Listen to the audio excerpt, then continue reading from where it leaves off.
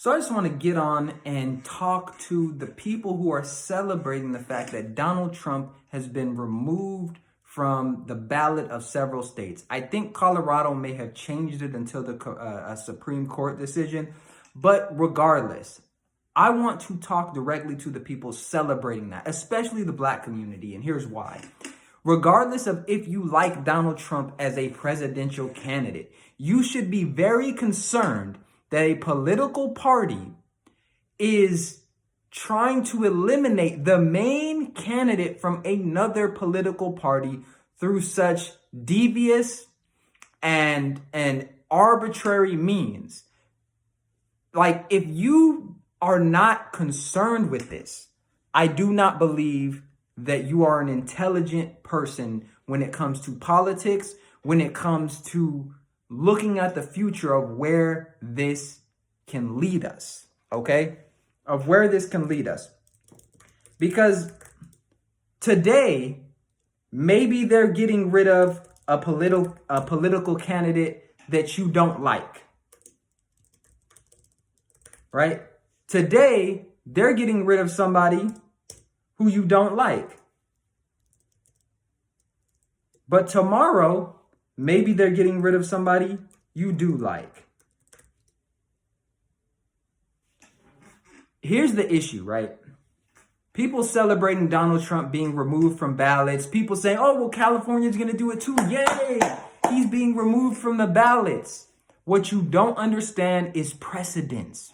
This sets a bad precedent. Do you think that if a major candidate from the Republican Party is removed from the ballot, that they're just going to lay down and take that? Do you think they're just going to lay down and take that? See, here's what I don't understand, right?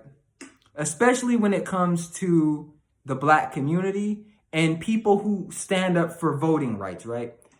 There's arguments out there saying that it's racist for people to be required to have a government ID to vote. They say that that's infringing upon the rights of Black voters. That's a huge argument in the political sphere, right? So voting rights, that's a big issue used to target the Black community. You don't think that it's a voting right or it's infringing on someone's voting right to completely eliminate a political candidate? We're not talking about an ID.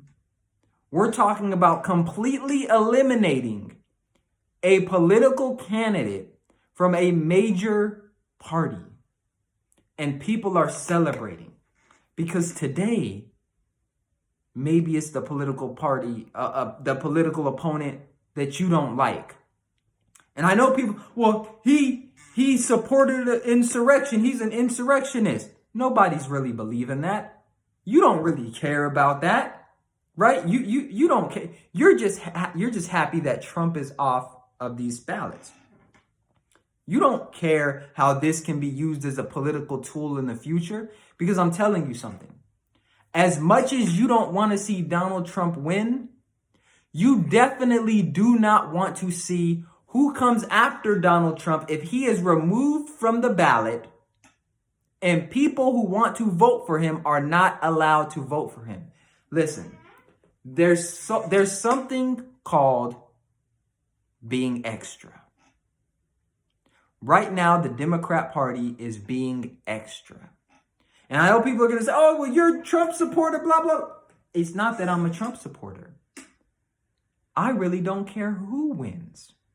But what I am saying is that if you completely eliminate a political candidate and think that that is a great political strategy, you are not looking at the long-term success of the country, right? Because most people, I would say most people, they can deal with what they would perceive as a fair loss, right?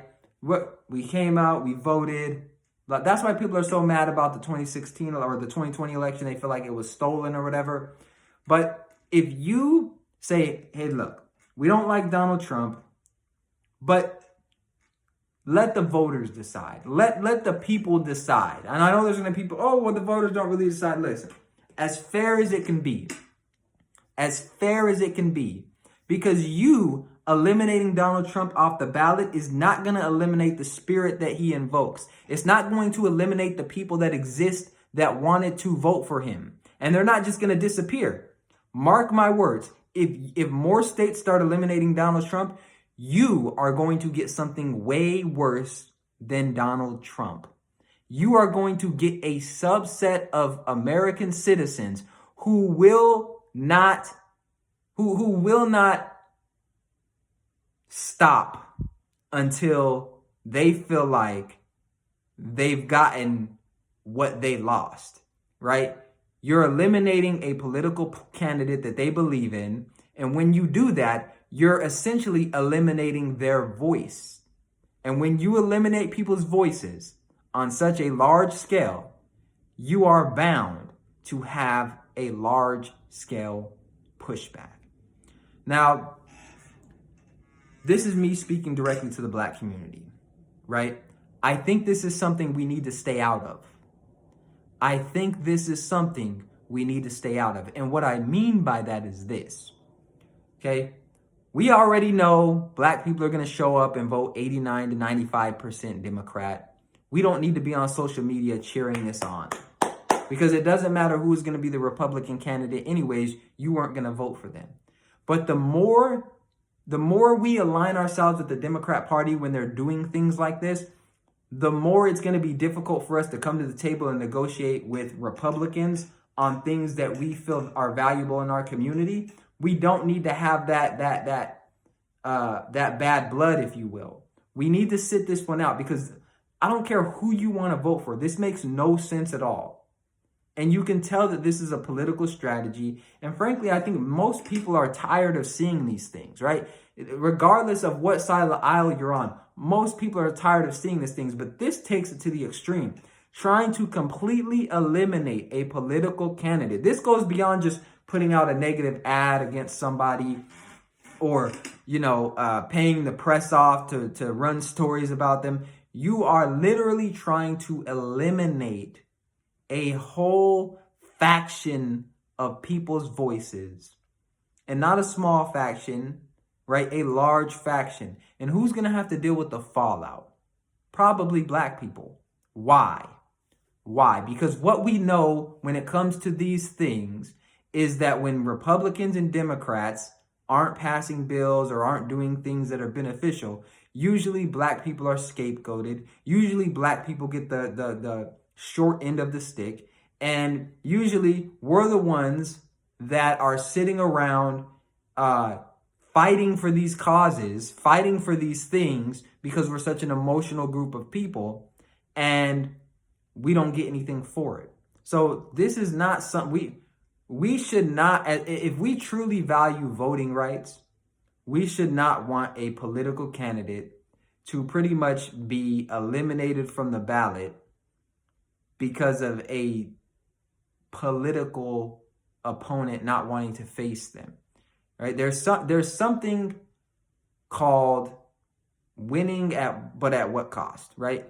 If Joe Biden wins, but Trump is eliminated from the ballot, if you thought 2020, people saying the election was stolen was bad, I'm telling you, it's not a good look. They're going to come back stronger. They're going to come back with such a force that if you did not like Republicans before, you're not going to like them now. All right, but that's my 2 cents just off the top. I keep seeing these things. Just want to get on and give you my perspective. If you got any value, make sure you hit that like button, comment, subscribe. I am a personal development and business coach. So if you have any business questions or you want to try out my services, make sure you hit the link in the description. Schedule a free consultation. We'll get online, talk goals, strategy, and see if we'd be a good fit. But until next time, I'm Coach Fitz. Thank you for watching.